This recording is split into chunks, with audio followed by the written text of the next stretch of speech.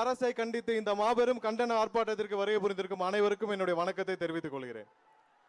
இப்படி ஒரு ஆர்ப்பாட்டம் தமிழகத்தில் எங்கும் பார்த்திருக்க மாட்டார்கள். இதுவரை தலைவருடைய வருகை குறித்து யாரும் எந்த அறிவிப்பும் வெளியிட்டதில்லை. ஆர்ப்பாட்டம் குறித்தும் கடைசி வரை எந்த அறிவிப்பும் வெளியிட்டதில்லை. நம்மளுடைய ஒரே நோக்கம் பாதிக்கப்பட்ட ஒடுக்கப்பட்ட இந்த மக்களின் குரலாக இருக்க வேண்டும் என்பது மட்டுமே ஒரே நோக்கம்.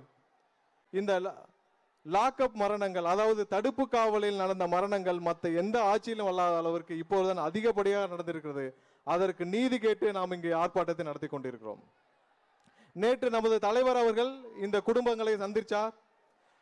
இந்த லாக்அப் மரணங்களில் தடுப்பு காவலில் மரணமடைந்த இந்த குடும்பங்களை சந்தித்தார். அது மிகவும் வேதனையான ஒரு தருணம். அப்போது நமது தலைவர் அவர்கள் இவர்களுக்கு ஒரு வாக்குறுதி அளித்தார். அது என்னவென்றால், கடைசி வரை நீதி போராட்டத்திற்கு தமிழக வெற்றி கழகம் துணை நிற்கும்.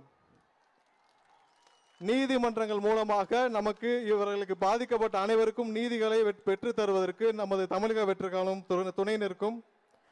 இன்னும் 8 மாதங்கள் தமிழக மக்கள் காத்திருக்க தேவையில்லை. நீங்கள் ராஜினாமா செய்துவிட்டு போய்விடுங்கள்.